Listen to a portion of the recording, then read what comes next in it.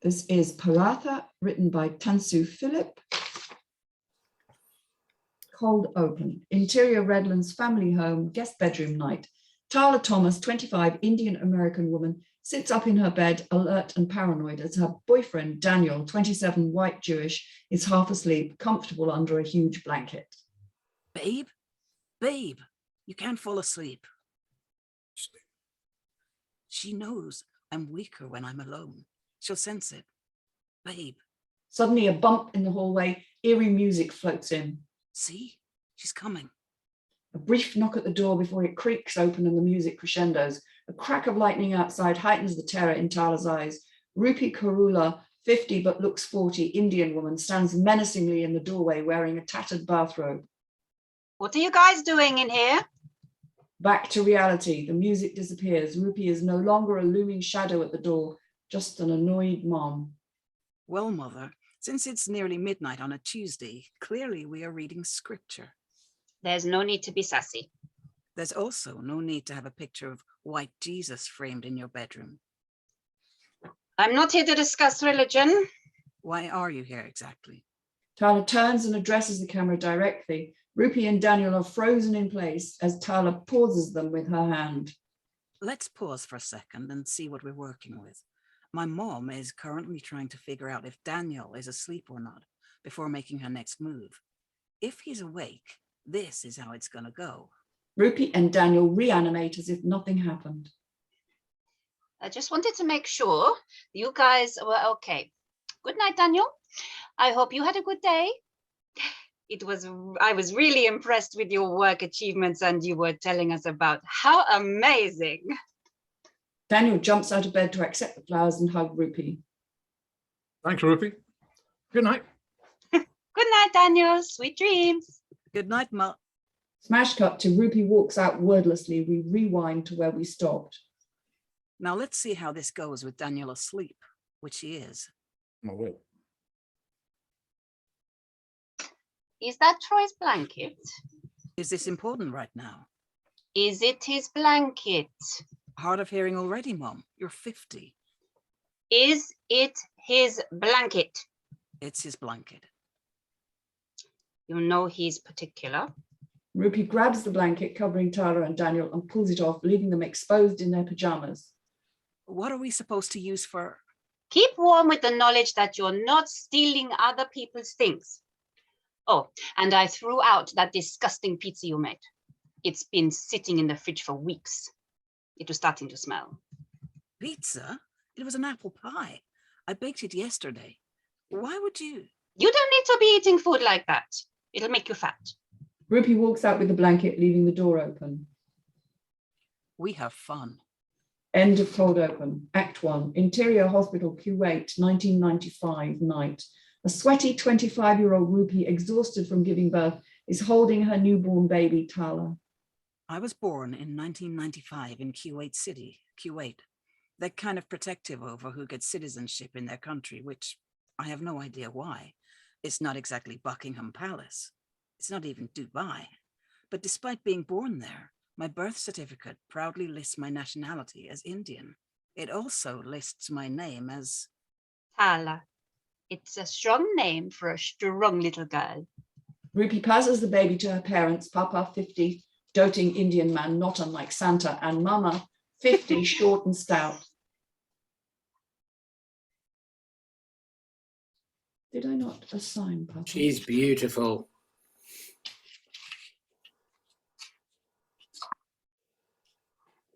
What kind of name is Tala?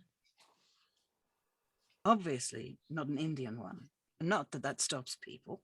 Interior classroom, England, 1998 day. In a corduroy dress, teacher is taking attendance. Tula Thomas. Actually, it's pronounced... It's just so beautiful. Tula. I once spent a summer in India. It's not an Indian name. And I just love Indian food. Is that what you have for lunch? You want to trade? Young Tala smiles, politely indulging the teacher. My family spent 6 years in England, though we moved to a new town every year, since my parents were young physicians. Exterior apartment complex, England, 2000 day. Young Tala helps her parents move boxes from a moving van into a classic British all brick flat. They were also stupid kids who got married way too early, so we of course had a lot of drunken fights. They did, not me. I was 5. Interior pub, England, 2009. Young Tala sits on the counter watching her dad drink his Boddingtons and sit it next to 3 other empties. Though, fun fact, they didn't kick out kids at the pubs in the UK. All tots are welcome at the pub, unless they're Meghan and Harry's kids, of course. Too soon? Interior apartment complex, England, 2000, later that night. Rupi and Tala's dad are fighting loudly. Eventually, my mom figured out this marriage wasn't going to work, so they went for the D word, delivering another baby. Interior hospital, Southern California, 2002 day. Rupi is holding baby Troy as young Tala shoots death glares. We had just moved to Southern California when my brother Troy was born, 7 years younger than me, so I was basically an indentured babysitter. To this day, I'm unsure why he got an easy to pronounce white ass name, and I'm stuck with Tala, but my therapist thinks it's because I have daddy issues. Interior pub, England, 2000 night. We flash back to the pub. Tala's dad is asleep at the bar whilst Tala stares at him blankly. Daddy issues? Me? Interior, Old Redlands apartment bathroom, 2007 night. A preteen Tala is locked inside holding a 5-year-old crying Troy. She speaks urgently into the phone, excuse me, though we can't hear what she's saying or who she's talking to. Eventually, things got bad enough with my dad that I called the cops on him, and my mom finally filed for divorce. I could barely focus on the final season of Game of Thrones. My therapist and I spent so long on that one. Interior, Loma Linda family home, bedroom, 2010 day. A teenage Tala is on her pink Razor cell phone. So then it became the 3 of us, 4 including Max the dog, who also has an easy name for the record. I became a pretty well-adjusted teenager. Interior, Loma Linda family home, garage, 2010 day. We flash back to the teenage Tala locked in Rupi's parked car in their garage. Rupi is banging on the door whilst Tala is plugging her ears with her hands, making la la la sounds. As well-adjusted as a teenager can be. But then I grew up, promise. Lived the Indian American woman dream. Went to college, met a nice Jewish boy, opened a barber shop with him, voted Kamala for VP, invested more money in the barber shop, couldn't afford rent on our apartment, moved back in with Mom, like a good little Indian girl, except I'm moving back in a you failed white person kind of way, not a you have a duty to your family brown people kind of way. Interior, Redlands family home, guest bedroom, present day, the next morning. We're staying at my mom's house for some time. This is day 2.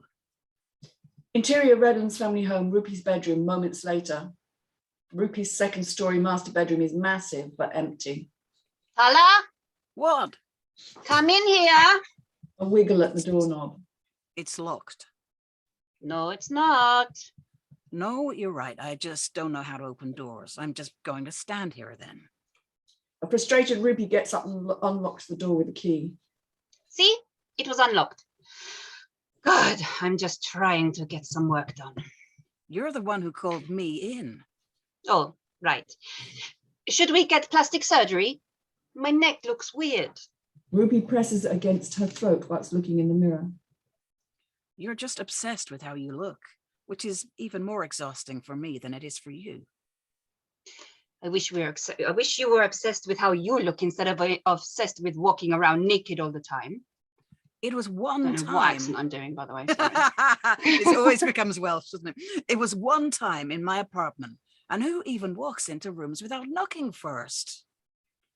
Mama, now in her 70s, confidently walks in without knocking. You can finish arguing some other time. Breakfast is ready. I'm not hungry. You're ill? I'm not ill, just not hungry. Well, you are getting fat. Thank you so much. See, Mama? She's right. You are fat. But you have to eat. What can you do? It's the chicken or the scrambled eggs. I'm trying to intermittently fast. I'm trying to intermittently eat. When I was a child, when the food was ready, I went and ate. I didn't sit and discuss it with everyone around me like it's a global issue. Mama leaves, annoyed. I don't know how much longer we'll be living here. We can't be arguing every day. I'm not a kid. My roof, my rules. So fighting is one of the rules. No one's fighting. I'm just shouting. Troy, 18, Indian American, swagger of a kid who survived puberty with ease, barges in shirtless. Dressing for the job you want doesn't work with abs, Troy. You actually have to work out first. Don't bully him. He's my baby. I'm 18. I'm an adult. You'll be an adult when you graduate high school. That could be any year now. What? I'm on track to graduate on time in June. It was 1A. Yeah, slow down, hotshot. Don't call him that. It's a compliment. I just need to borrow your hairdryer. I have plans with friends. Skipping a family meal to hang out with your friends? Mom, any thoughts?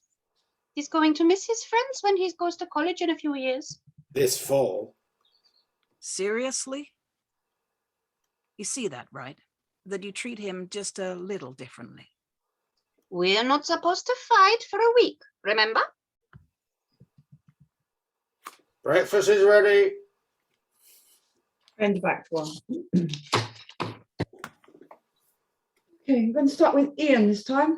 What do you reckon? I like this. I thought it was pretty. I like the sort of comedy. I like the setup. I like the voiceover, the use of the voiceover, bringing the backstory through that, the flashbacks. I think the voiceover, if I picked up right, is talking from a present day perspective, which I liked as well. You know, she's making reference to things that are happening today against what was going on in the past. So I like that aspect of it. In general, but at the end, I kind of felt we lost its way the last couple of pages. I wasn't quite sure why we kept what that was bringing to the story. So it got a bit confusing at the end, maybe a bit more repetitive of that family relationship that could have maybe been taken care of earlier on in a shorter piece. But I liked it, and I'd like to see where it's going. Yeah. What is the story? I think I'd like to know what is the story now. Yeah. It's not that clear yet, but I'm interested enough to know. Okay, thanks. Erin. Some of it felt sort of like almost like a pilot for me. You know, it's a film, but like it almost felt like it was setting something up for like more stuff. And it reminded me a little bit of the show Never Have I Ever and the movie My Big Fat Greek Wedding, just culturally different, but like kind of like the idea of the way the comedy goes and the back and forth with the families. Which I liked it too. I'm interested to see what happens next, but I liked the flashbacks a lot. I don't know how much they build on that, but those things seemed really like you didn't really stay there. It was like a quick flashback and back, which I think works in a lot of stuff, but sometimes those are where like the story really is. I don't know, for me, I was most interested in the flashbacks for some reason. That drew me in the most out of the whole story. That's really interesting. Catherine. Yeah, completely cold read, so sorry about the accent. Didn't have time to prep. I really liked the sarcastic deadpan comedy aspect of it. I enjoyed the breaking of the fourth wall. It didn't seem to completely carry on through the 10 pages though, because they froze rather, and then gave this is what should have happened, or this is what might have happened, and then flipped back, which I enjoyed, but then it never happened again. It was just sort of more, it seemed to be more voiceovers, which is a shame. It would have been nice to carry that through. Very good visuals, funny, nicely defined characters. Looking forward to, I'd like to see what happens next. Again, interesting to see what the crux of the story would be. There was a typo on page 9. The word no ones should be either hyphenated or one word, because otherwise if it's two separate words, it means a different thing. other than that, I liked it.